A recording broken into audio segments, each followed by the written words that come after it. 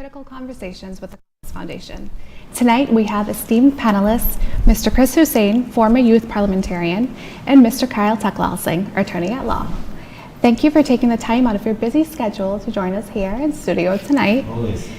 Tonight we're convening following a significant press conference led by Chaguanas West Member of Parliament, Mr. Dinesh Rambali. MP Rambali called a press conference today. He began with reaffirming his commitment to the United National Congress and to the constituency of Chaguanas West. He went on to state he called this meeting to address grave and legitimate concerns about the UNC's ability to achieve victory in the next general elections.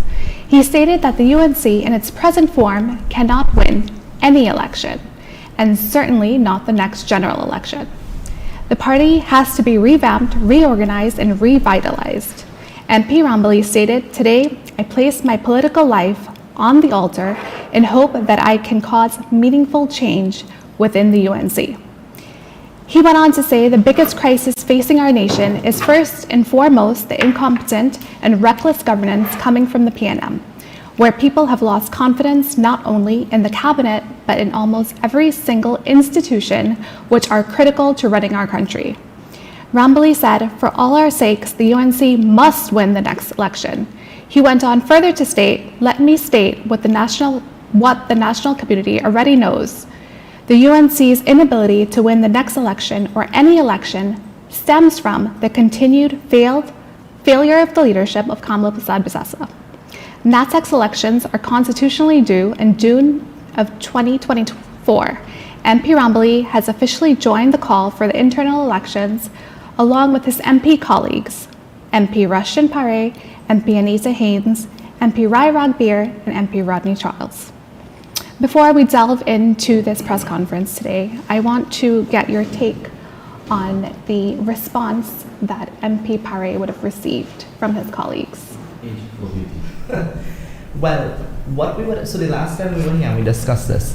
The call MP Pare stood alone as the only member of parliament, standing, I think, in the gap for democracy within the United National Congress, and of course, ultimately the country. And over that weekend, so you had the Saturday, the Sunday, you would have seen a slew of releases that came from sitting members of parliament, and of course, senators. And, well, I was quite surprised actually, because looking on, MP Pare was very clear, he's very concise, and he was very focused. His message was about upholding the Constitution, the UNC's Constitution, having the election be called when it is due. It's very, very, very clear. The conversation or question about Mrs. Prasad-Bissessar's legitimacy as a political leader never came up. It never came up at that time. So for persons to put pen to paper and write a release in support of her, I found that to be very premature. It was very premature, because no election date would have been announced to declare support for anyone, because he was not declaring support for anyone. Right. What he was saying is uphold the Constitution, so there's no need to campaign. And you would have seen a number of UNC MPs utilize the organs of the United National Congress via the press conference, via even the Monday night forums now called cottage meetings. That is where the party has now reached, where they have even diminished the public gathering of the members of this organization, where they speak to them. It's that's very scarier. That's diminished now. And they're using this to launch, I would say at this point it has already been launched an attack on his character, on his political legacy thus far, and on his name. It's very clear. It's a premature campaign that has been launched utilizing the organs of the party. And I find that to be very unethical. And I find that to be an insult to any and all members within the United National Congress. So that is what we would have seen coming out of that. You would have also seen MP Anita Haynes Allen, who is not a controversial member of parliament. Her introduction into politics as a senator, well, as PRO, I mean, not even before that. She has always worked. She started off working, I believe, at the office of the Prime Minister, and she was retained for her skills and what she brought to the table. This was no gift. She wasn't given any big kind of opportunity. As a matter of fact, she's a scholarship winner. Right? And if you, the only other scholarship winner I think is a senator right now. If you know very well, you could get a job anywhere. And so she could have worked anywhere. As a matter of fact, she worked outside of the country for some time. And so she took up the space and the call in the country, occupied that space in the Prime Minister's office, with PR, messaging, that kind of thing. Moved on, promoted, obviously because of good work, on merit. Mrs. Prasad-Bisesa speaks about the United National Congress on its stance on meritocracy. And so she became not just a PRO, but a senator, and now a member of parliament. And she has been very, very strategic in her advocacy. She has been clear and concise on her policy position when it comes to education, on her policy position when it comes to rural communities, and has always found, she has also developed a brand for Tabakit. One of the few MPs who have been able to develop that brand so quickly. This is her first term. And she does not get herself into any bacchanal politics. You could probably name everybody, but you'll not name her. You'll never name her. And when I saw her come out, and I was not surprised that she stood on the side of principles and democracy. I wasn't surprised by that. What I was surprised by, an attack on her now, I found that to be juvenile. I found that to be unbecoming. And again, and to attack a young female like that. I mean, I believe there was a sitting MP, the member of parliament for Princestown. He would have called her a Mahani Makaran. And he spoke to the seat of Tabakit being what he said it was. It was a gift. He said that the seat was a gift. I mean, that is ridiculous. That is ridiculous. Maybe you got a gift, right? But if we look at her track record, she has one. I don't know if you could say the same. And so we're in a position right now where we are seeing the squabble occurring. We are seeing naturally, I want to say Team Kamla, and then the persons who are saying, no, but what about the UNC's constitution? And I don't think these persons are coordinated in any kind of way. It's that the media has been reaching out, even MP Rambali, and we'll get to that as well. He's been very quiet. He didn't say anything. But of course, in Trinidad and Tobago, the way we are set up, and we are a little adversarial, even when it comes to PNM UNC, but within internal discussions, we could be adversarial at times, which is not always bad. And so, media wants him to say something. We saw MP Rodney Charles come out, we saw MP Rai Raghuwar, and it was not in support of MP Parry, It's very easy, we could get caught up in this thing to say, well, it's Parry versus Kamla. It's very, very easy, That's the easiest thing to say. Because that is what I'm noticing, that these MPs want to make it about. That it's about supporting the leader and supporting Kamla. This was never about her. It's not about her. It's not always about her, actually. It was about the UNC's constitution. That's what this conversation was about. And so, I hope we could get back to that conversation, because I feel as though we're getting all over the place right now. But that is what I would have witnessed so far before today with that release from, well, not release, but the press conference from MP Rambali.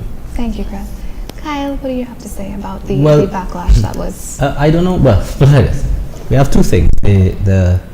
Three things. You have the Parry media conference. You had the reactions to the Parry media conference, and now you have the Rambali media conference. I think those are the three major pegs in this timeline, right?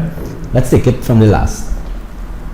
To me, MP Rambali has said nothing different to, I think, what we have always said on the show, and to what many in the party are asking. Whether they're asking it in hushed tones, or some of them are coming out and saying, what did he say? The PNM is the worst government ever. We need to get rid of the PNM. We have lost elections after elections in a row. We cannot keep doing the same thing over and over and expect to beat the PNM. In order to beat the PNM, we must reform, rebuild, restructure. That is all that MP Rambali has said today, which is nothing different to what everybody else anybody or what any rational person would think on this point. You've lost an election in 2015. I'm just talking general. We know of all the other elections lost. But let's take the two major ones. You've lost an election in 2015, coming from 29 seats when you won in 2010. You've lost. You went down. Then you lost again in 2020 when the PNM was perhaps at its weakest. I want to cut you in for a minute, right? Yeah. Because I saw a reaction, right? Because of course in politics you'll have persons being I guess the apologists. And so the question was, well, what about the UNC? The UNC lost. It wasn't that Mrs. Prasad Bisesa lost. Right. It was not that she lost in 2015. It's that the UNC lost. But to me, if it is that she won in 2010 and she's credited for the win in 2010, then when we lose, we must also take that responsibility. I agree with that. And then it's something else that MP Rambali said today. He said very clearly that when you take on the role of a leader, you also take on the responsibility or the risk of being criticized for your decision. I don't know of any other form of leadership except that the buck stops with you. When you are the leader, you take on that burden. So you will be attributed sometimes with the success of an organization, but you will always be blamed for the failure. That's just the burden of leadership. That is the cross that you must bear. And if you are unprepared as a leader to deal with and receive criticism, well, then you're not a leader. What you are is a dictator. And the UNC, as far as I understand it to be, is not a dictatorship. We are a democracy. And therefore, I think I cannot fathom any room with 10 UNC members in it. You call any 10.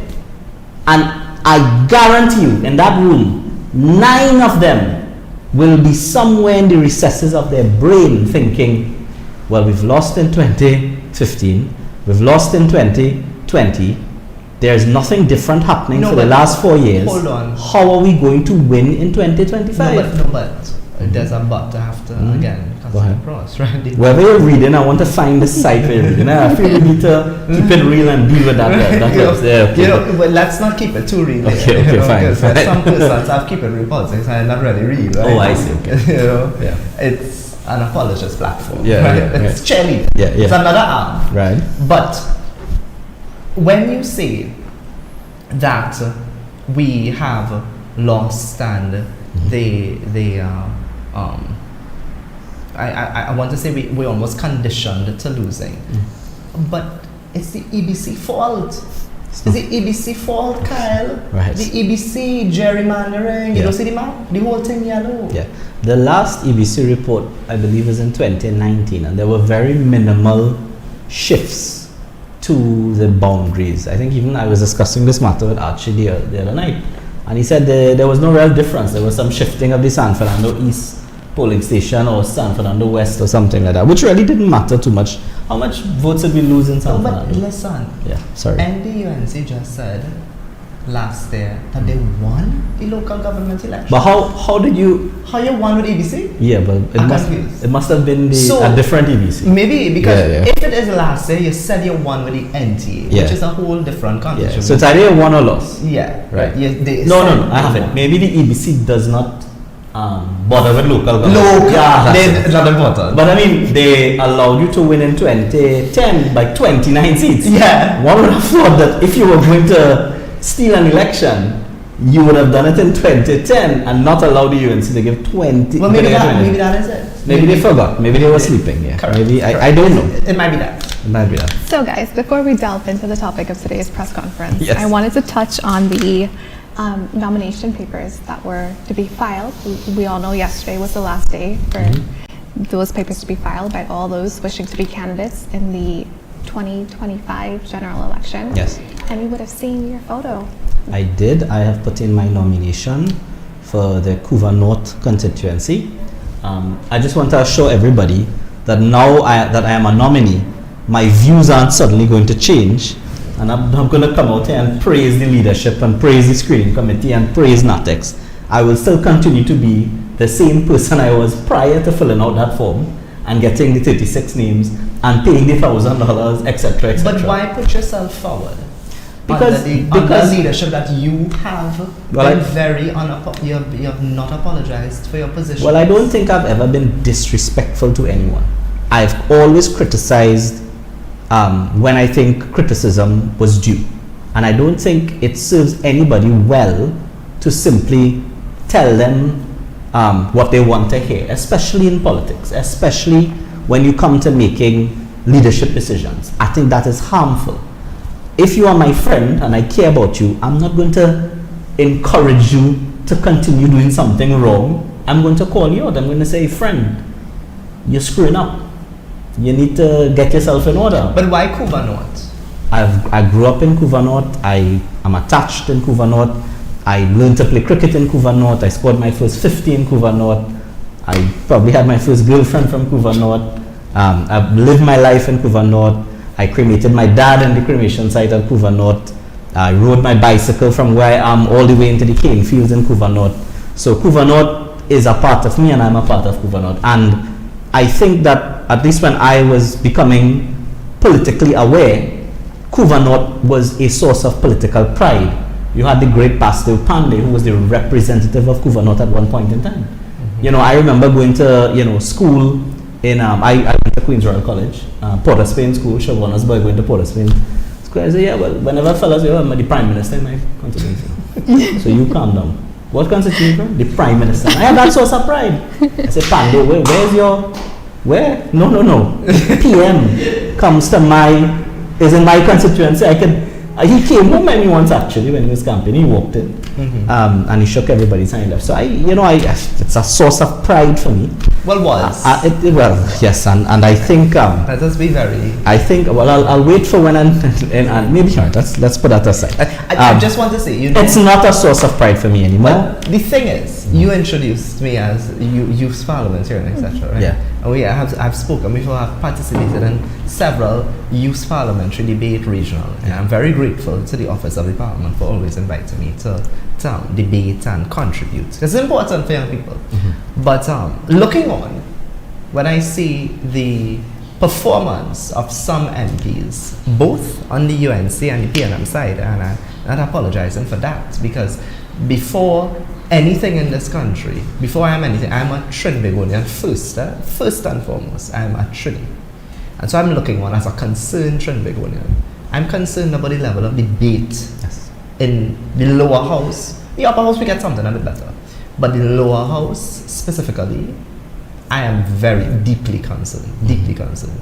And so, you filing for the seat of Couva North, I hope you can bring back the pride to Couva North and bring some semblance of debate. And I've offered myself. I'm by no means perfect, and I don't think that I am by any means going to walk into the parliament and become the greatest parliamentarian ever. There's a huge learning curve, I expect, and it's going to be, if I am selected and I do get the privilege of representing a constituency, particularly the one that I've asked for, it would be a great privilege, and I would try my hardest.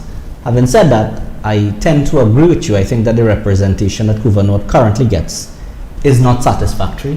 I don't think much, I don't want to coin a phrase, Couva Northarians have much pride in the representation that they get in Parliament at this point in time.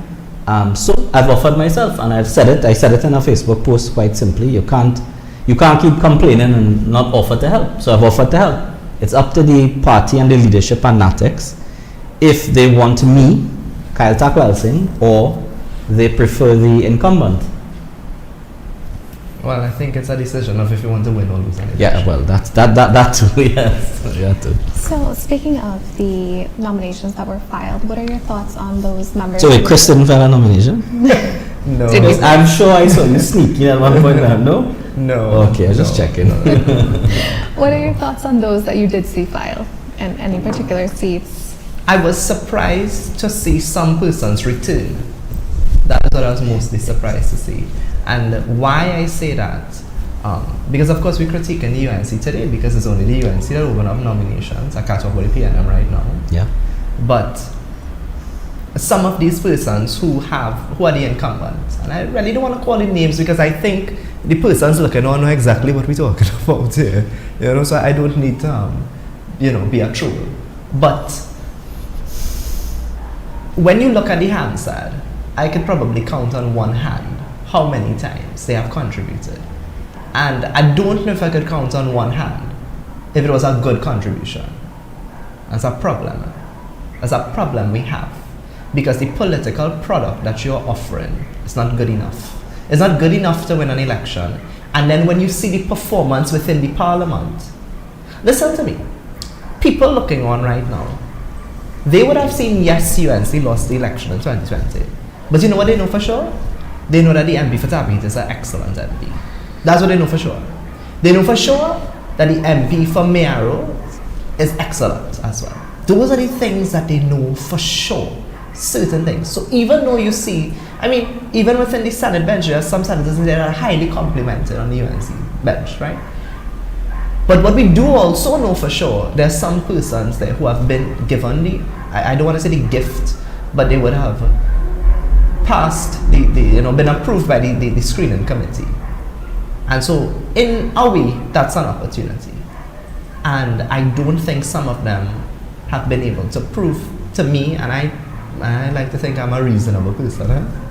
I don't think they have been able to prove to me that they're good enough advocate. Because first you're advocate. You have some of them, any of them, one for Couva North. I don't mean anything. I have no issue with them personally. But I've never seen them in an interview that I could think of. An interview, a morning show, evening show, shadow for agriculture. What is your policy position when it comes to that? How far have you gone with your advocacy? Maybe he has done it, has it been effective? I think effectiveness is also very important. We should invite him onto the show. We have invited him on the show. Oh, I see. We have invited him on the show. He hasn't. Is it that you cancelled on him last minute? Or? No. I see. Could not make it a day, but okay. So maybe I'll invite him again. Yes, please. Maybe we should have you and him on the show. That would be interesting.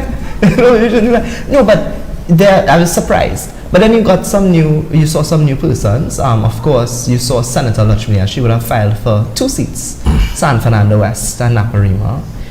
She also is heavily in, a San Fernandian. Was, born, grew up, went to Naparima Girls High School, and so she's very connected. You also have John Michael Alibokas, who is the current councillor for Marabella West. Is it Marabella West? Yes, Marabella West. Mm-hmm. And he also is a guy from San Fernando, and he is able to rise to the occasion in that particular seat. But of course, the screening committee has to make a decision on what they wish to see with a legislator. I understand there are other persons who filed. You look at some of the other seats, so basically, I think those were the standouts for me. MP Parry return, which we expect. Yes. Because it was always about understanding that the party is not bigger than any one individual, which MP Rambley spoke about today. Yep. So I was not surprised to see him return. I'm also not surprised to see MP Rambley file his nomination. I'm not surprised at that. But I wanted to find out something from you. Mm-hmm. Tell me. I was just finding something from you. Right. You saw a Senator Anil Roberts, filed for the hot seat, the marginal seat, the seat that whoever holds win the election, and that's St. Joseph. What would have been your reaction? Well, everybody's entitled to file for whatever seat they wish to file. For MP Roberts, I have been assisting in St. Joseph, it's no secret. MP Roberts has been working that seat for the past, I think from the very 2020, right after I think he was appointed at Equinate, so he has been liaising. He has been meeting people, I think every Sunday he's walking and shaking hands, etc. So it doesn't surprise me that he has filed. The NAPEX will make a decision as to whether or not he's appropriate. He's certainly entitled to file. I think he does enjoy the support of the activists there. I think what was the interesting part is, and I don't know if it's me or I'm a little suspicious now, right? I found it very weird or odd that you had Mr. Griffith being a part of the UNC. I think he expressed interest in that seat. And now he's ostensibly left, and he's made it clear that he is going to file for the St. Joseph seat. And everybody knows St. Joseph is going to tilt the elections, right? And he is coming under the NTA ticket. So what is the UNC? And I think Anil said it subtly in his media statement. He said that, well, any UNC member, he kept stressing UNC, because I think he was asked, well, if you were not selected, would you support? He said, yes, I would support any UNC member that is supported, but Mr. Griffith isn't. So the interesting dynamic now is, well, is there going to be a coalition? What is the party going to do? Are you going to go up against, are you going to have a three-way race in the seat that pivots the general election? Both NT and UNC know very well. Yeah. They can't have any three-way race. I think so. And so there are conversations that must be had. Must be had. But what is interesting to me is that how do you satisfy these personalities? It's a difficult task we're discussing here. No? Heavy is the head that weighs the crown. That's a topic for another day, guys. As we delve into the topic of the United National Congress internal elections, could each of you provide your initial thoughts on MP Ramali's press conference today? Well, I think if I could just start, I think I've said it very, very clear. I don't know if it's unclear, but let me say it even more clearly. Right. I fully endorse everything, maybe not some of the jokes, but everything else that MP Rambali said today. Very, very clear. He was very articulate. He hit the right tone. Politically, he hit the right tone. My enemy is the PNM. I love the UNC. Let's fix it. We want to win in 2025. We can't win as we currently are. I'm not a madman. I'm not saying that just because I feel to say it. I'm saying it because we have been unsuccessful previously, and we continue to be unsuccessful. And I have sat there for 4 years, and I have not seen any evidence that you are doing something differently or positively that can convince me that we can win in 2025. So, what am I to do? Am I going to sit and allow us to lose in 2025? Or am I going to be a big man and stand up and say something has to change, and I join the call of MP Parry, Haynes, Allen, Rodney Charles, and Rai Ragbir. I join them in saying, call the internal elections now. What is so controversial about what MP Rambali said today? What? Now, he said it a little more forcefully. He said it a little more sharply. And he was very clear. There was no beating around the bush. He was very clear. He said very clearly, my view is, under the current leadership, we cannot win an election. He was very clear. Perhaps more clear than all the previous speakers. I think the previous speakers were, let's call an internal, we have problems. He was very clear this morning as to what his view is and why he wants an internal election. So I think that I fully agree with that. Totally endorse it, and in law we say I adopt those submissions as my own. I adopt it. Chris, you would have been featured on WESN's AM Prime show for the last few consecutive weeks. Wow. As apparently their newest correspondent. Wow. You would have spoken at length about... We have to get him in a contract so that he can't go out to other shows. And if he does, he has to pay some of his speaking fees. You know what's funny is I told him that you need to have your... Yeah. No. I think actually we have to impose a non-compete clause. They call it a non-compete clause. Well, like the UNC NATEX, I too, have discretion over. I heard a recording. You will choose yourself. Yeah, because there's a recording going on. I don't know if you all heard it. I did. NATEX interpreted. Well, that's a whole different discussion. Yeah. But. So, Chris, you would have spoken at length about what younger political voices are prepared to do. So here we have MP Rambali coming forward. In today's press conference, he mentioned, "For the people of Chaguanas West, my friends, my family, my country, I have decided to take a stand and speak out, knowing fully well that I have a political bullseye on my back. Yet the consequences in my doing so do not daunt me, as I remain inspired by the courage of consummate warrior Arjun, whose relentless pursuit of truth and political righteousness came at tremendous personal cost. Time is a luxury we do not have, and according to Mahatma Gandhi, the future depends on what we do in the present." What are your thoughts on this? The MP Rambali is a pundit. Oh, sorry, you wanted to go first? Let me just say, MP Rambali is a pundit. and he has paraphrased there, or he's quoted, and I will paraphrase the Bhagavad Gita, the great fight when Lord Arjun stood on the battlefield and he was in doubt. He said, well, look, I think that I'm on the side of righteousness, but when I look across, I see family members. So, he asked the Lord, what am I to do? And the Lord told him, you do your duty. You fight for what is right. I am the God, let me be with the Lord, but you have a duty to do, and you have to do righteousness. So enter the battlefield and do what you have to do. And I think that is what MP Rambali did today. He's entered the fray. He has said his piece. He has spoken what he believes in, and I support him. Well, so you asked me, what are younger political voices prepared to do? Well, that's what I would have written about it in the Express, and then what the interview would have been about that. And the thing is, right, this entire discussion took a roller coaster of emotions for me, because I would have seen MP Parry alone, and I was very, very concerned. I was like, wait, so this is the only person out of all its 18 big man and woman, and this is the only person here willing to say, well, let us uphold our party constitution. This is the only person who have morals and ethics and values. I was like, so I was very concerned there. Then of course, over the weekend, even more concerned with those releases. And some of these releases came from younger people as well. Terrible. Then the Monday came, MP Haynes spoke. I was like, okay, all right, no problem. Okay, good. So I say that to say that this has taken me, it has been an emotional roller coaster, because there was a little hope in the beginning of, are these younger politicians prepared to risk it all for what is right for the country and ultimately their organization, the United National Congress?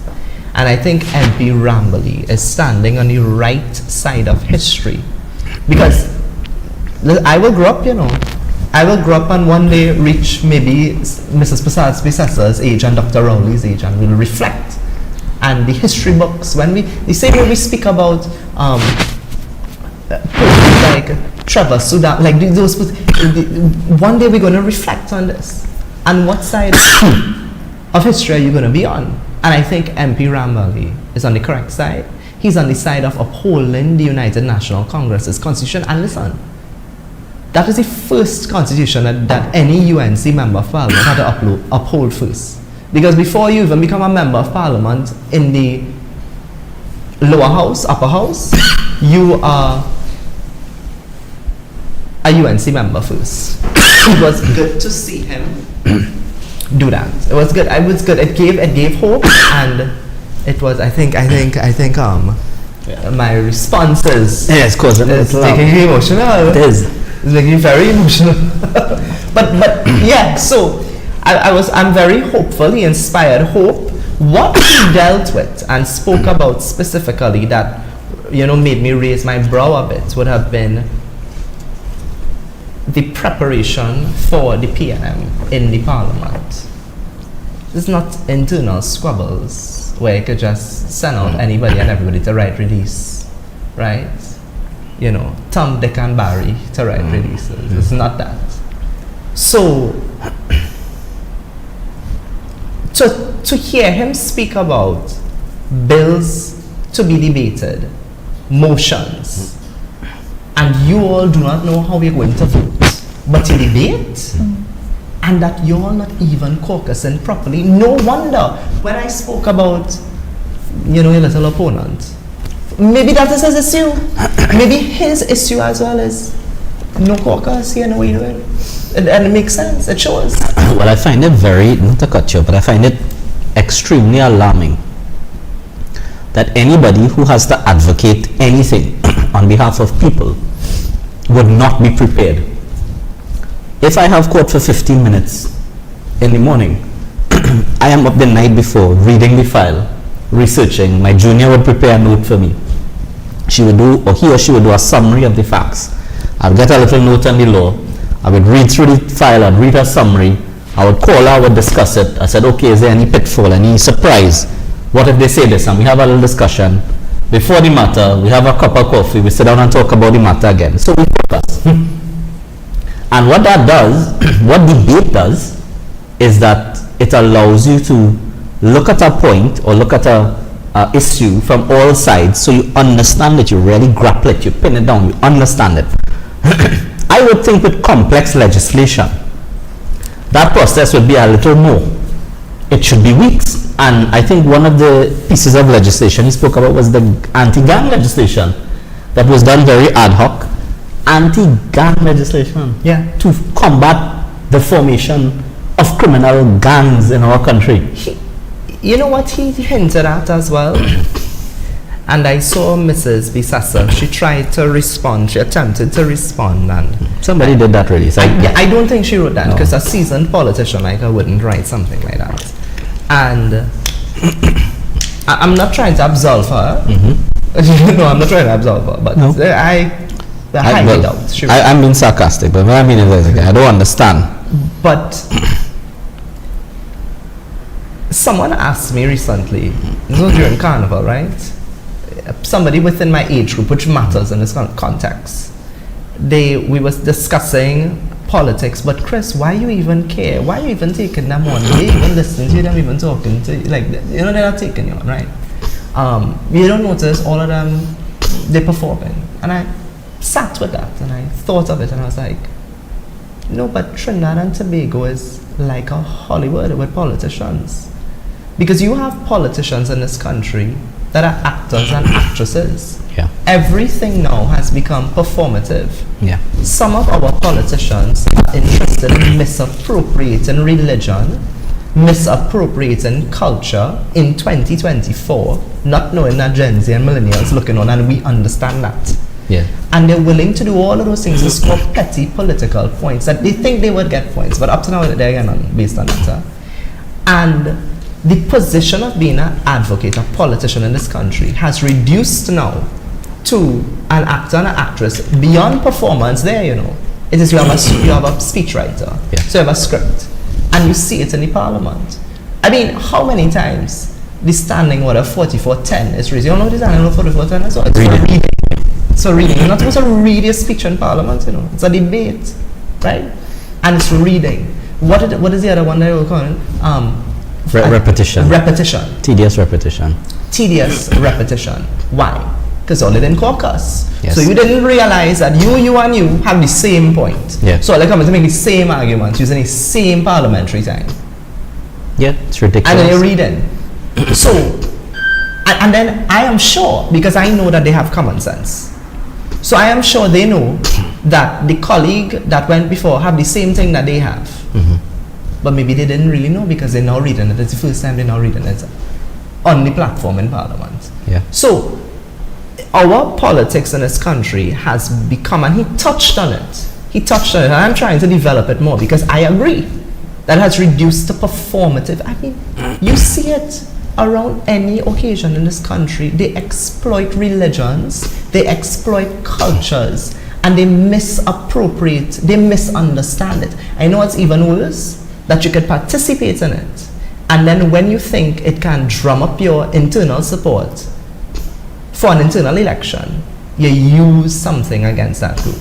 I mean, I've seen it before, and I hope that for the internal election that is to come, we do not see that, because that is reckless, irresponsible behavior, and we must always condemn it. Yeah, agreed.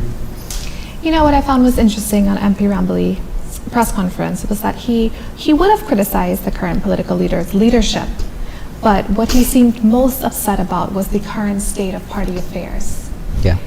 In regards to the party's image, the party's lack of caucusing, not knowing agendas before meetings are held, irresponsible remarks that continue to sow divisive politics. You know, what are your thoughts on this? Well, I know MP Rambali in a professional capacity, and it doesn't surprise me. When I was a younger lawyer, Mr. MP Rambali was my senior in several matters, and you couldn't go into MP Rambali's legal office unprepared if you had a matter. Right. You get both. Right. You get both. And it wasn't an easy buff. I mean, from today you get buff because he's a disciplinarian. he's someone who does not like to waste time. He loathes time wasting. Absolutely loathes it. If we have a matter, everybody needs to be working on some aspect of the case, right? And that's in professional. So I can imagine in politics, he has a large piece of legislation to debate and nobody is doing anything. And then you show up and then you're told, well, we're going to do this. I think he would have blown a gasket once or twice with that. But that's not legislator. It does it. Well, it has to be crazy. And then I could imagine when he's dealing with party affairs, that things are being done ad hoc. I mean, he spoke about the defunct arms of the party, the defunct defunct constituency executives, the defunct other things, other organs, right? I think that's what we're on about now. And he's really having a difficulty with that. And he said the party structure, the professionalism of the party seems to be waning. He said it. He said, look, and he said very clearly, he said, look, there's a time for, he said, duck and, whatever, right? I know he doesn't eat that, but I think he just threw it out. There's a time for that. Nothing is wrong with that. You have these social affairs. No, but he said when you were doing the local government screening, like it was a big line. Yeah, correct. And he said that he just can't abide that. And I understand because he is a consummate professional. And when there is time, when you have a time to be a professional, you have to be a professional. Yes. And I think remember, I think it was a couple months ago, we had a speaker on the UNC platform in crime, where she went up and she spoke about how young people are always on the phone, some nonsense she was talking about. She said, I can tell you. Okay, yeah. Right? Okay. Without repeating what she said. Yeah. She said these young people, there's this millennial and Gen Z culture. Yeah. And they're always on their phone. She don't know what they're doing in their phone. She understands that they're dating in their phone. Well, I want to tell you. That's what she said. I want to tell you. And the reason I raised that is because I supervise many young lawyers in my chambers. I have 12 or 13 lawyers that I supervise directly. And none of them are engaged in that in office hours. They're very professional. If I catch them outside line, and I say catch lightly, I see them outside, it's different.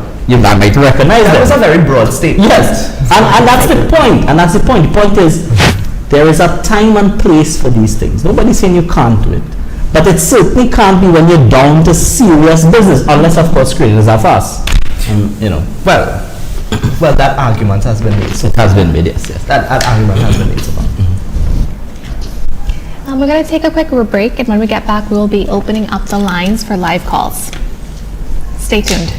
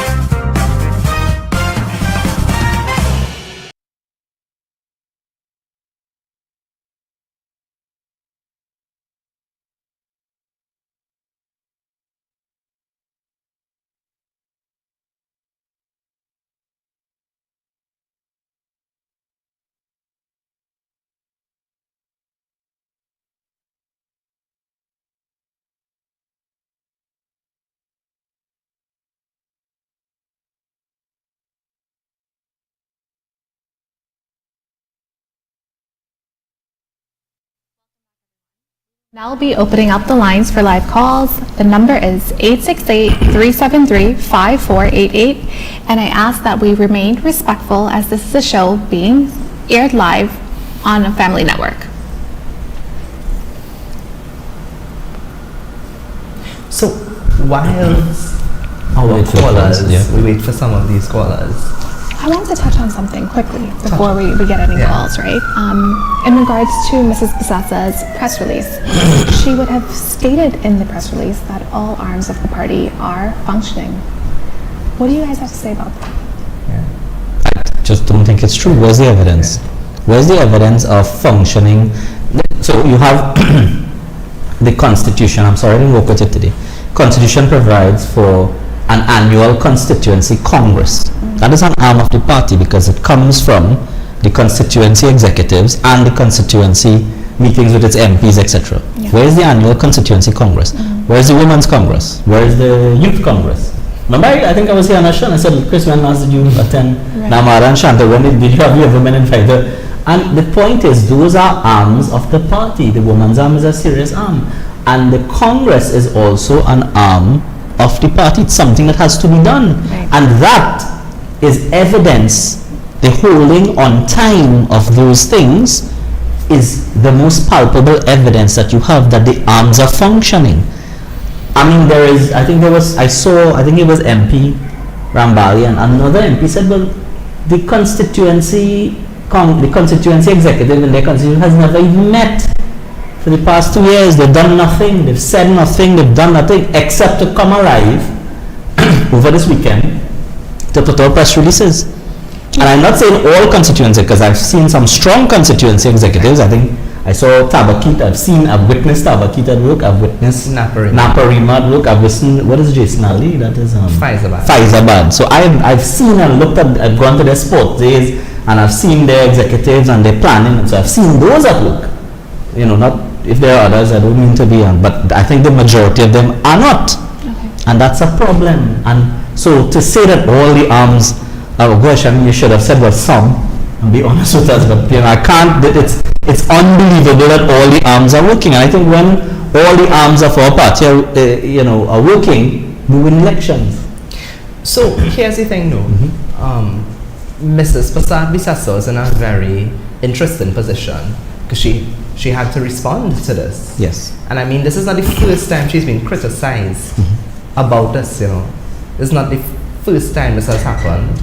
It's not the first time her leadership has been called into question. This has been going on since she became a political leader. Quite frankly, it should probably happen more often. Yeah, correct. I don't see what's the problem with it. Correct. Yeah. So, I think it was a natural defense for her. The question is, will the membership of the UNC believe her?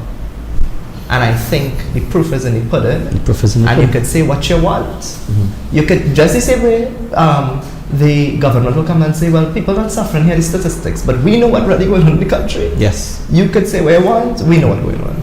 Yeah, and I think, you know, to perhaps put the crescendo on that discussion, all of these issues will be resolved with an internal election. Right, I also believe there are some positions that are currently vacant on NASET. Yes. Tobago. Yeah. So my question is this, Kyle, 41, right? 41. 41 seats. That's my age. Oh, 41 seats, yes. Out of that, and 2 is Tobago. Two are Tobago, yes. So we currently do not have a Tobago representative. We don't have a Tobago coordinator because when the Tobago coordinator went, To the PNM. where did the youth chairman at the time went? To the PNM. Yeah. So what you guys are ready for?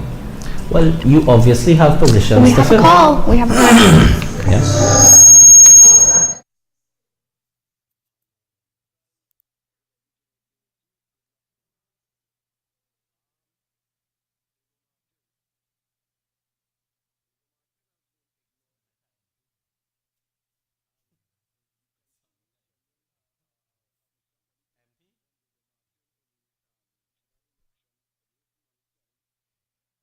Nothing is going on. There's no response. And then we expect people in Diego Martin to come out. The way it looks to me is as though Diego Martin does not exist in the eyes of the UNC. You know, every time we have an election, they say, yeah, Diego Martin put somebody. And you know you're going to get your neck cut off. And we going nowhere. And it happens every time for an election. But between the elections, nothing happens. There's no attention from the executive. Nobody pays attention to Diego Martin and expect fruits. Anyhow, it's a good show and good night. I think what the caller is saying there is he's echoing what we're saying, that the arms of the party are not working. And Diego Martin is somewhere that under 2010 we were close to capturing. The candidate under the COP, Nicole Dyer Griffith, lost by 900 votes. And therefore, if you're... Sorry. Hello, caller. You're live. Hi, good night.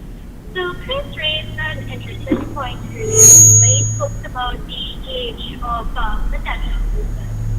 So how do you all think the UNC can do anything different regards to persons of a younger age demographic and newer age demographics where they would be entitled to vote, to support the UNC, its policies, its manifestos? We caught the end of your contribution. You could just summarize the beginning again for us? I think what I heard, she spoke to the youth demographic, right, and what the UNC can do to attract younger persons. Yes. I think it comes down not just to your messengers, but your message. I think she spoke about a manifesto as well, right? Yeah. A youth manifesto. So, when you have conversations, and I've said this before, maybe not on the show, but I've definitely said this before. When you place young persons in a group and you think this young person, that young people only, because we saw it in 2020, but I see we get on our next call, but I want to wrap this up quickly, in that they think we only listen to this kind of music, or we only like Gunman tune. That's what you reduce young people to, you know. You think they go like that. Call in the line. You're live on the air. Yes, good evening to the panel. The UNC and the PNM obviously have their bases, and I happen to represent what is commonly called the third voting bloc. As a matter of fact, I was a former national executive member of the Congress of the People, and we actually experienced the leadership or lack of leadership skills of your current leader when we had to interact with her and members of the then NATEC. And unfortunately, the current executive of the party does not represent the heightened levels of governance, transparency, and high ethical standards that our voting bloc looks for. So unfortunately, the voting bloc tends to be from a privileged set of people in society, and therefore we are insulated from some of the impact that the failures of the current administration result in.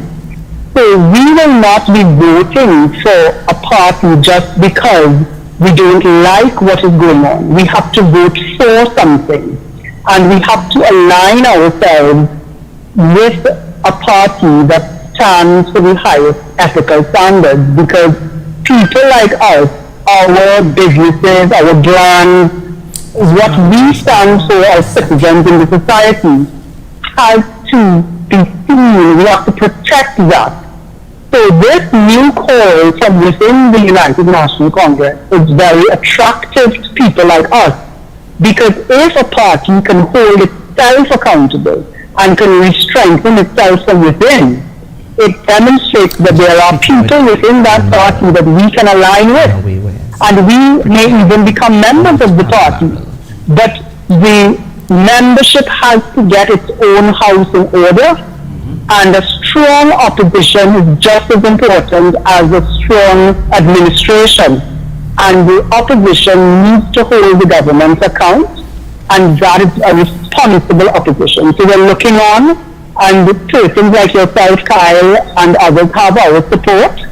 And don't be alarmed if you actually see a large number of people knocking on your door, depending on what happens in the next few weeks. So keep at it, and we're looking on. Thank you very much. I think basically what he's saying is that we're dealing with you have to put your house in order to attract the wider population. And what I appreciated was the caller spoke to that you are holding your own party to account. They didn't say crab and barrel. No, correct. And I think that idea, that whole thing about crab and barrel, that is something, in my view, in my view, that is designed so that you don't have proper discourse within the organization. So anybody who raises their voice and causes an issue or points out a failing crab and barrel. Right. That's the only response. So I appreciate that the Yes. caller understands its accountability. Yes. I appreciate that she said it is attractive, and she spoke to the highest ethical standard. MP Ramberley spoke today. And what he spoke to was the perception. You know, in 2009, 2010, Mrs. Prasad Bisesta spoke about the perception of the then political leader, Yes. Basdeo Pandey. Yes. She didn't say it was in fact so. No, She yeah. didn't say, she used the perception that exists, because politics is about perception. Absolutely. And I saw some criticisms. Well, MP Rambali is a first term MP, whatever. We have and, another call. I remember Ms. Prasad Bisesa were in her internal campaign saying, you know, you want to talk about trench and track record, but you've lost the election over and over again. Hi, good night, caller. You're live on here. Hi, good night. My name is Ruthie, and I continue to look at the program. And what is interesting to me is that a couple of weeks ago, MP Parry held a press conference and he called for internal elections. And yet 2 weeks later, we have another MP, Rambal, having to do the same. Is it that there isn't a forum in which the party can hold conflict resolutions? And why is it that the leader didn't call for the MP to have some kind of discourse with them? And one of the other things is that frightening to see this government in waiting and the population doesn't have confidence in the UNC. I've seen where we have support from the youth, but not towards the leader currently. All the youth actually want change, and they want the current leader replaced. Yeah. That's my contribution, and thanks. I think it's a good. I agree and disagree to some extent. I agree with you that it seems that the party does not have conflict resolution forum, but I think both MP Rambali and MP Parry made it clear that they made a lot of attempts internally. They to also deal with said they issues. have it documented. And they have a document. They tried a lot to deal with it internally. It was not dealt with, and so they felt that the issue had to be forced publicly. But Kyle, Yeah. hold on. You've been a UNC. Non-functional, according to Mr. William Archie. But Kyle, you have been in the UNC before. What? Many people, right? Yes, Many right. people. Some, Yes. many people, right? Yeah. You have stood the test of time so far. Yeah, well, yes. And, well, as we know, youth come up, of course. How is it that there's always this question about if does the forum exist? Did these MPs go through the correct channel of communication to air this grievance, if it is in fact so? And so they said yes, they did. They're on record saying yes, they have attempted, they tried, it failed. But they are not alone in this, you know. No. You have seen Marsha Walker come out, former temporary opposition senator. Kamala appointed her just recently. You saw several MPs come out and speak against this. I mean, they have tried very hard to vilify them, but several UNC MPs have come out. Okay, and to add to your point, let's take it. One of them being the former MP for Kufa North as well. Let's take it going forward. Let's pretend that nothing took place. There was no complaint before MP Parry made his statement. Fine. I don't believe that, because MP Parry said that, look, I wrote and I tried to raise these things, never happened. But let's go forward. So you had an MP Parry, you had an MP come out, have a press conference. He was the singular MP on the Friday.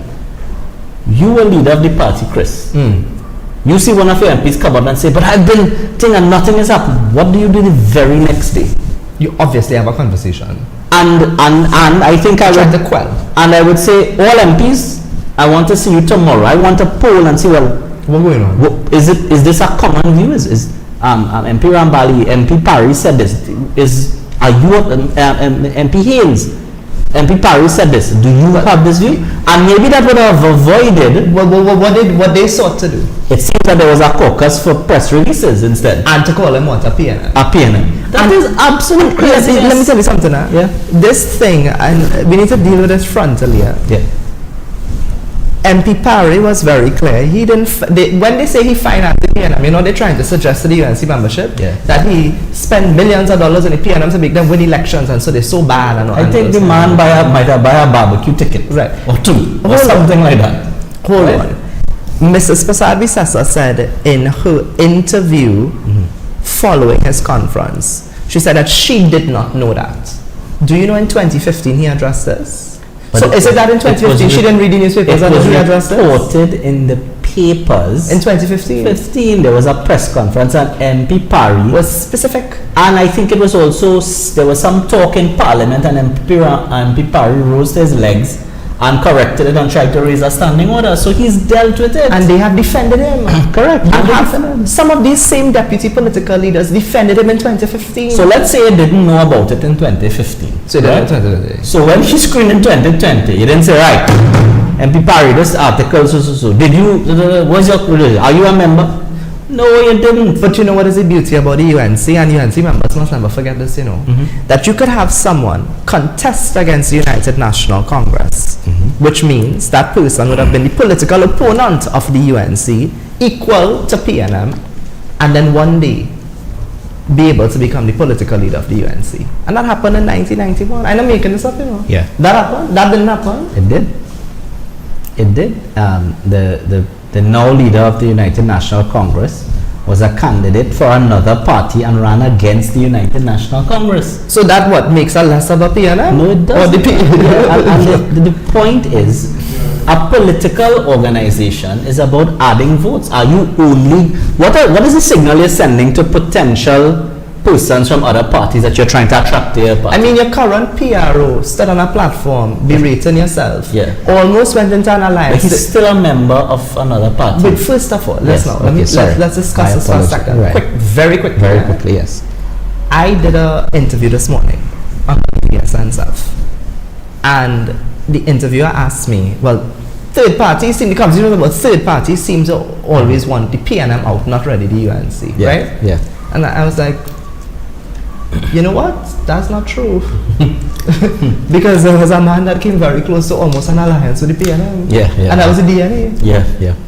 That was the DNA, and that's your PRO. Well, on that truck that day with the bullhorn in his hand, attacking UNC, it looked like one party. Yeah. The DNA and the PNM. So it looked like one party to me. That's what I saw. And he is now the PRO of the party. So this is not a criticism to what No, what's of course not. This is showing the big tent party that is the United National Congress. That's it. So what if you had, let's put it this way. We are a party and we're saying, because even the release today by Ms. Prasad Bissessa talks about you want to embrace everybody, Unity. with no one group. Fine, unity. So we're Love, a love, party. love. Let's say there's a young man or woman currently in the PNM, 21, 22. Don't we want to try and attract that person into our party? And No. what are we telling them? That one day you cannot be the leader of our party? That's what they're trying That's to say. ridiculous. Well, it will only come from persons who get, gifted a seat. Huh? We have a caller. Hi, caller. Hello. Here. Good evening. Good evening. The former leader of the UNC, Mr. Pandey, one of my favorite politicians. He coined, of course, the famous or infamous phrase that politics has a morality of its own. I don't agree with Mr. Pandey, and I told him that once. I said, when I studied ethics at college, we used that sentence as a debating point. And my position was that politicians have a morality of their own. And what I'm getting at is that while situational ethics is something that people have come up with to justify positions like what Kyle and Chris are talking about, where another former leader in your party would have said today is today and tomorrow is tomorrow. They use these justifications to make sense out of nonsense. That something that is right today could be wrong tomorrow and vice versa. What we are starting to hear now from leaders, younger leaders within the party, is that you all want to chart a new course and you want to hold yourselves to that standard. And in doing so, you will be able to hold other parties accountable, especially the current administration. So you will now have the morality of a high ground, morality that is unquestionable, not morality that depends on who likes you today and who doesn't. So that is very interesting, and a lot of younger people have to come forward and support you all and join the call for that type of progressive leadership, because our generation deserves that. So thank you. Thank you very much. It is affirming. Yeah. I must say that this is affirming. This is natural. That this is nobody Yeah. of nothing. I want to, while we wait, I want to thank the caller for contributing in that way, and we're very grateful for all the congratulatory greetings. But you asked me now about the release Mrs. Prasad Visasa put out. Okay. And so she said today, and on a quota, she said precautions were taken with the sharing of information internally after 3 UNC MPs voted against the UNC nominee Israel Khan in the vote for the election of the president. She said that today, right? But that makes, did she say that? She said that today in the release. But that makes no sense. Hold on. Sorry. Yes. Hold on. But then, on January the 20th, 2023, we're going back. Right. So it's when To the vote, yeah. to the vote. You know what she told CNC3? I'm going to quote. This party, we operate as a democracy, and in the interest of that democracy, we don't whip the whip when people exercise their democratic rights. And I see it as an exercise in democracy. But So you could tell Trinidad and Tobago then is an exercise of democracy, and then today say, no, well, we're being secretive. well, two things. One, that's clearly contradictory. But two, how did you know which MPs to block the information from? But I don't know. It's a secret ballot. Sorry. Yeah. Caller, you're live on the air. Hello, good night. That makes sense. All opposition parties attack each other. And the common enemy in Trinidad is the PNM. And in attacking each other now, in order to try to move the PNM, they unite, even though they were at each other's throat. So that is a normal thing in politics. You know, we say politics have a moral soul. That's basically what it is. While you people are talking, is a handful of you all, but talking every aspect of the party. This is working, that is working, that is working. These arms not complaining. And in a democracy, the majority always supersedes the minority. And as far as it is now, you all are in the minority. And the grassroots people already know who they're voting for. So anytime anybody come out and say anything, basically they're against their own self. Because I want to ask Mr. Tucker a question. If it is that the UNC win, what position are you looking for? What position are you looking for the UNC? But let's take it. Well, the UNC has won an election before. I wasn't looking for any position, so I am an attorney at law. I have my own practice, my own chambers. Currently, guess what? I receive nothing from the United National Congress. I spend hours and hours assisting them in legal aid and several things, not because I have to, but because I want to. So there's nothing I get from the United National Congress. I'm not a senator, I'm not an MP, I'm not a councillor, I'm not an office staff. I don't receive a salary from them. So I'm here speaking my mind because I believe in what I say. I don't know who you are, you didn't introduce yourself, but one day I would like to meet you, so please come up to me one day and introduce yourself. But he said something important. Sure. And I just want to wrestle with it a bit. Yeah. He said that these persons, this movement is what he's trying to say, that they're within the minority. The only way you will know who is in the minority and the majority is in a test, and a test is an election. You see, people get defensive. That is the only way. But so we cannot be premature enough to say that, because you see 1,000 MPs come out and release those. How many people supported Mrs. Prasad Visasa in 2009? How many MPs supported her? And how many supported Pandey? None, not one. And how many supported Pandey? I believe it was all. Yeah. Correct. And she was able to win. So, but more. So you only know majority and minority in an election. And in terms of the arms working, well, I guess this person has very good information. But he sounded extremely defensive. You criticize, but at no point in time did he say that they're working. So he is willing to accept. He is willing to accept, well, the arms are not working, but don't say anything. But he also said he also alluded to opposition parties in a Always way, fight. always fighting. So what? That's in nature of politics, but in any event, and then they get together or something like that. No, but hold on. 2015, you all know it was the People's Partnership that would have gone up in that election. That was a united front. You lost. Okay. 2020, what it was? The 3. vote alone, that's it. Local government election. Yeah. What was the result? Yeah. 7-7. And that's my problem with the gentleman, right?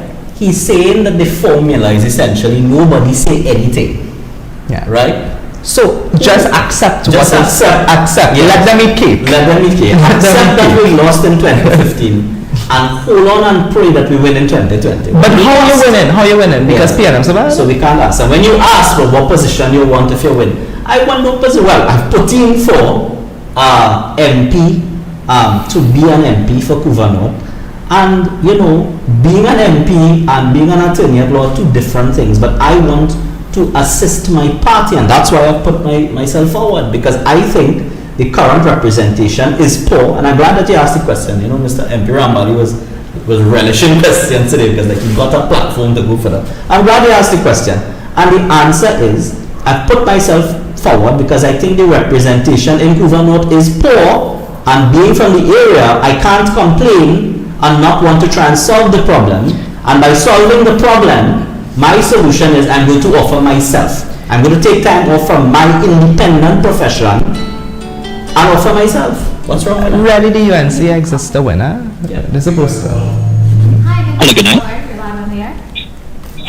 Yes, good night. Let me congratulate the team of those people in the United National Congress that is trying to hold standard for democracy by adhering to the Constitution. I cannot say with life in me that they are doing anything fundamentally wrong.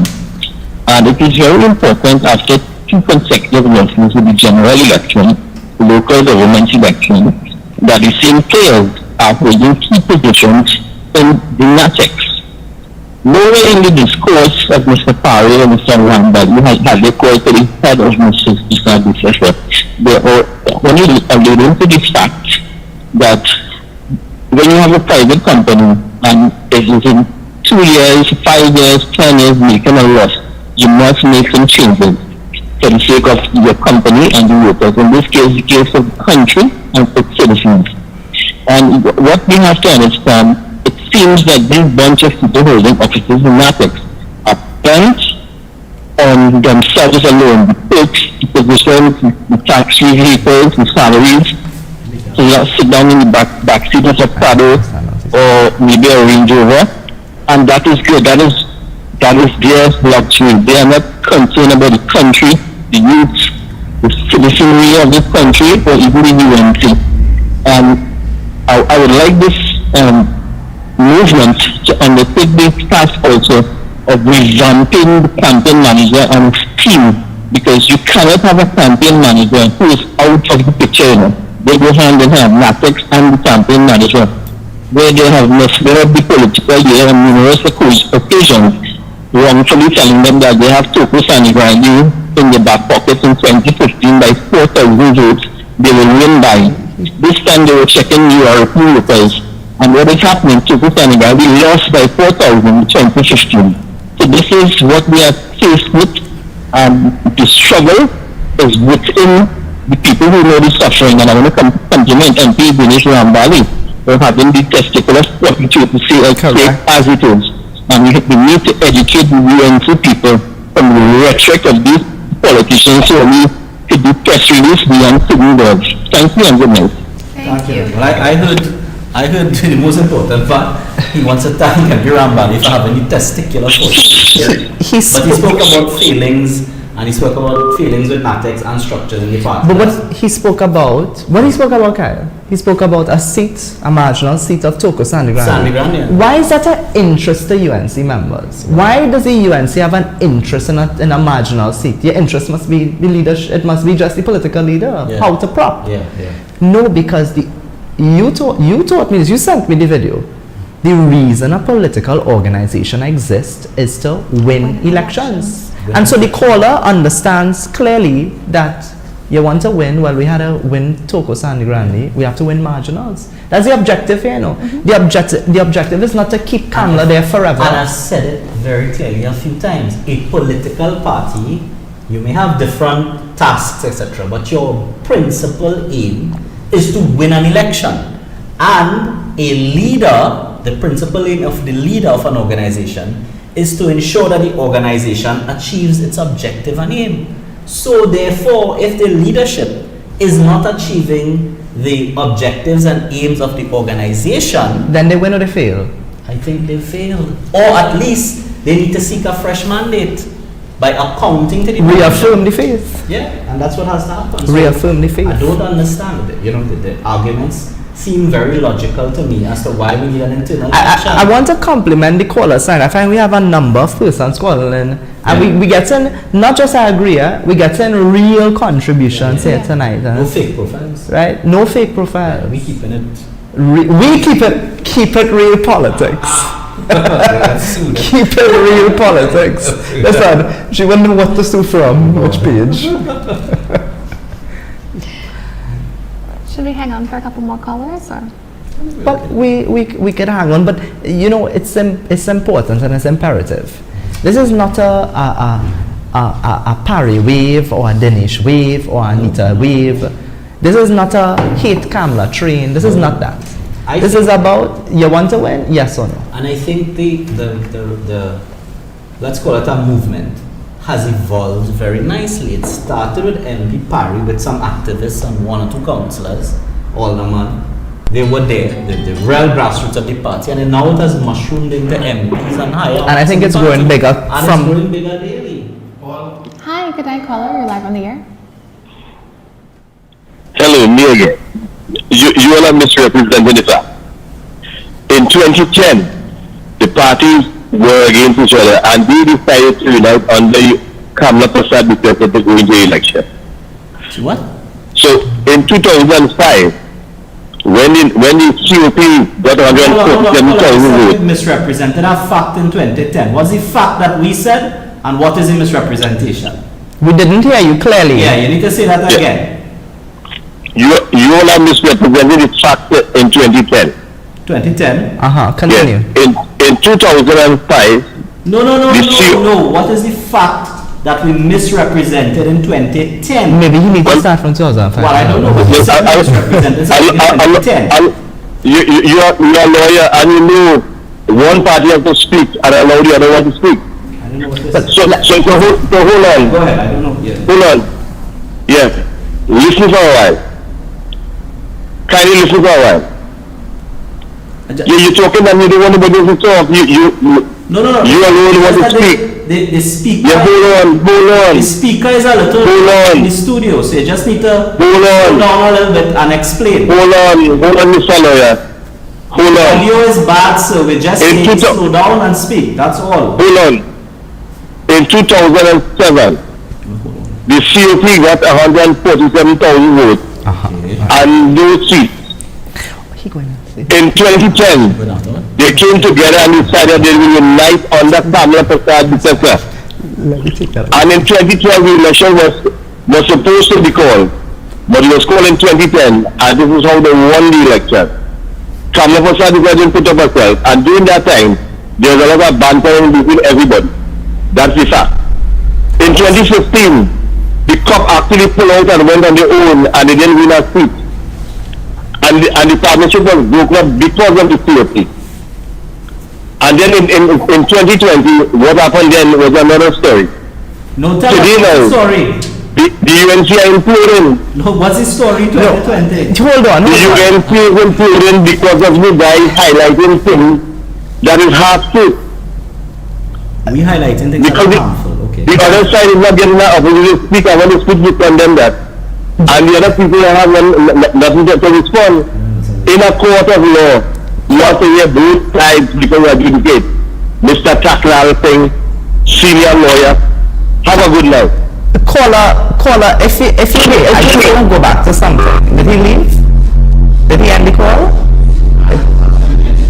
or because I wanted to find out what was misrepresented. No, he made absolutely no sense. No, I he think- started off by saying I made no sense. He started off by saying we misrepresented something about 20. And he didn't tell us. And he didn't tell us. No, When I but- challenged him, he said absolutely nothing.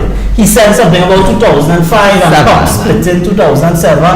I think Absolute nonsense. So all we were telling you is that in the studio, your voice was coming across a little muffled, and I wanted to get clear what you we- said, that what we said that we misrepresented something. I think I know what he wanted to say. Right. Yeah. But he got a hot and sweaty Because, you uh, see, earlier in the show, we said that we credited Mrs. Prasad Visesa for the win in 2010. Right. And I think that is the only thing that we really touched on in 2010. Right. And I think what he wanted to say was, because he spoke about the COP's room. role in 2007, Right. and they did make 100,000.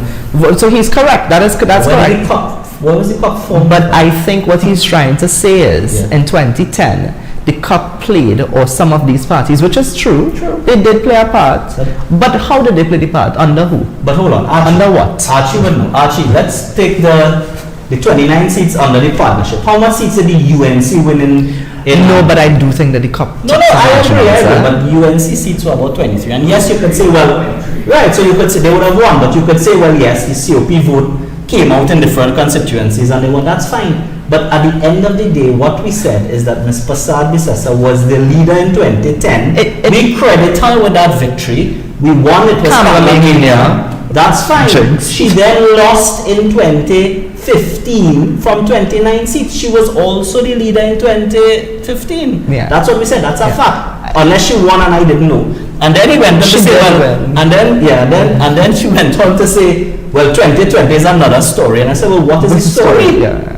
If okay, what is the story in 2020? You have no answer. So, sir, please call back if you want. I want to hear you. I want to hear, because you see, Yeah. But you're not, you need to enunciate. no, because we everybody. have to. I love to hear the perspectives Of about course, 2010. I want to hear it, yeah. The dynamics of 2010 is very interesting, Yeah. especially for the history. Yeah.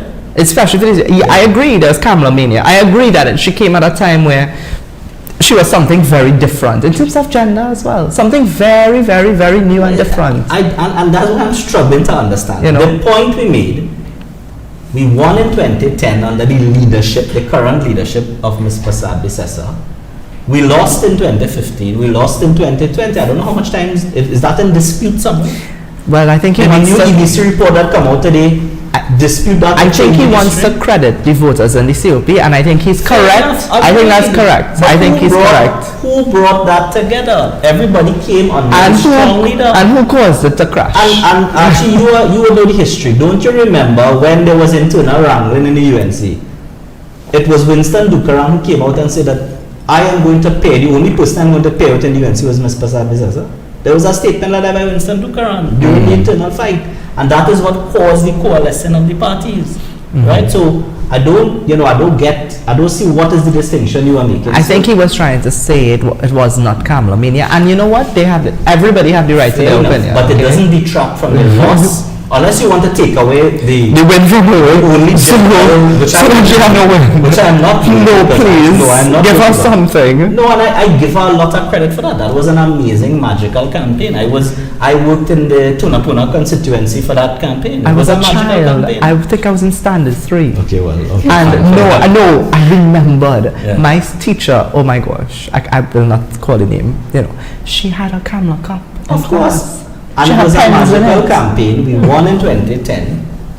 We have to give her full credit for that. Absolutely. But in the same vein that you give I had the credit for that- Kamala calendar, you know, Okay, good, yes. with the hats. Yeah. I had that. She was a main member of that campaign. Right? It was, you know, so this is not no attack on her. No, it's not. It, It's it's my, facts.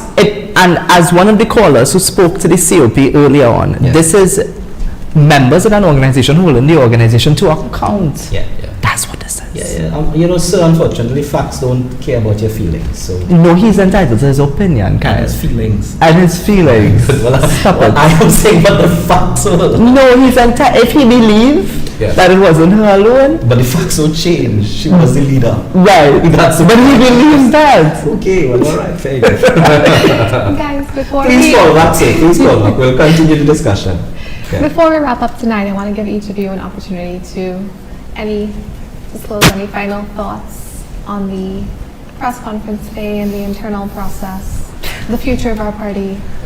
Well, I am looking forward to see more persons within the organization come forward, because this is your chance to speak about your organization. You paid monies to be a part, to be a member, you know.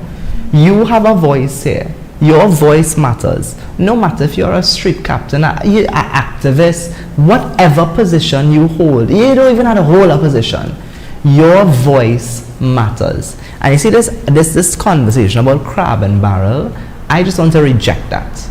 Because when the United States and many first world countries are having their internal debates, quite recently we saw Vivek and Trump and what was her name? It was Nancy, who bowed out recently. I forgot the name. Correct. Yes, yeah. Haley, sorry, Nikki Haley. And this is, no one says crab and barrel. The Republicans, also the Democrats, they understand these are the major political parties in the US, right? So there's one party, the Republicans, and there's the other one, the Democrats. We need to, not everybody will know that this exists. And they go, they have presidential debates. Yes. Presidential candidates debates. Prospective candidates debates. They have Preliminary elections. And it's a grueling process. Yes. When Trump became the prospective candidate for the Republican, that was a huge, it was about maybe 10 of them in the beginning. Yeah. So even Obama, even the same president and vice president, the biggest critic to Joe Biden would have been Kamala Harris. That was his biggest competition. Yeah, and Hillary Clinton and Obama had a bruising preliminary fight in their own party, in the public. Why? And Why? Because you have to debate You have your to issues. find the best. Yes, you have to debate your policy and You have to find the vision. best. And how do you find the best leadership? You all know, just last week, I had the distinct honor of moderating the Trinidad Youth Council election. What it was, I wouldn't say it was their election, but it was their campaign, their executive campaign, and they held a debate, and I moderated the debate. It's a young persons putting themselves forward to work in this youth group, this youth organization, who do a lot of work in the country, and they went up against each other and debate each other on what you will bring to the office of the president, what you will bring Why to are you telling us about these crabs and barrels? Listen, this is debating and they're not crabs and barrels? Yes, and you can go through this process and come out very sharp, very good. Not just very sharp, very good. You can go through this process and recognize that, you know what, maybe there's a role for even Mrs. Prasad Bisesa, in government. Of course. I mean, and I think MP Rambali said, just call the internal election. Why is all the defensive about that? Announce the date. It's due in June. Where are we now? April? May, June. Yeah. Unless there's a different calendar. April, May, June. It's right there. Yeah. Just announce the date and everything, I think, goes easy, and everybody who is interested. Well, what is the the political culture, right? In the words of the political, what it was, analyst, culture. What the political culture is, well, whenever the bell rung, we could just make it up as we go along. And so maybe they think that, they think that, well, it's quite June, we could call it today for tomorrow. What you beating up about? Stop that's it. Ridiculous. Stop it. Just announce the date, and all of this, where everybody's saying you're criticizing the arms of the party, etc. Everybody will deal with it within the electoral process. You know what I want to have? I know the time we run out. I want us to have on the show persons who support the call for the internal election in accordance with the Constitution of the UNC, and persons who have put out the releases to support Kamala. I want to make a public call to some of those persons, all of those persons who would have put out releases supporting Kamala. You're welcome here, This platform is for everybody. We want to have those hard-hitting conversations. We want to know what led you to believe that you needed to support Kamala in an election that never included her. Unless she was going to run for an NATEX position, and maybe, I don't Could know. you invite the Chaguanas West constituency executive? You could invite Yeah. everybody, Yeah. because critical conversations, it is in fact a safe space to have a critical conversation. That's the point. That's the point of this. That's the point So of this instead platform. of anybody coming to put out press releases this weekend against MP Rambali, Come here. just book your show. Come here. Call us. Actually, would be willing to have a open session over the Call weekend. us. Yeah, look, Call Ashley us. said. So instead of the press releases, everybody who wants to put Let's out have a press release, discussion. come here. Now, Madam and Chris are going to sit down here, and you come right here and make your release. Let's- and answer some questions. Let's have a discussion. Yeah. You know, it's for far too long we have allowed our politicians to play in our face, and you know why they feel we are gullible. This is not just you. This is not just PNM. This is UNC. This is everybody. And I saw, I can't remember who on Facebook, but someone said that it's a very lazy way to run a party now, to put Right. out press releases. Oh, I said that. Oh, it was you. Oh, yes. Okay, all right. So, you know, I agree with that sentiment. let me ensure that you quote me correctly. Right? Maybe this might be one of the things that we end off with. You know what's pathetic? You read it. No. You know what? I will not read it. Right? I will not read it. Guys, this wraps up our show for tonight. I would like to extend my sincere gratitude to you, Mr. Tekalsing, for taking the time out to join us in studio yet again, and for sharing your insights and perspectives on this important topic. And to our viewers, thank you for tuning in to Critical Conversations with the Compass Foundation. We'll see you again. Good night. Good night.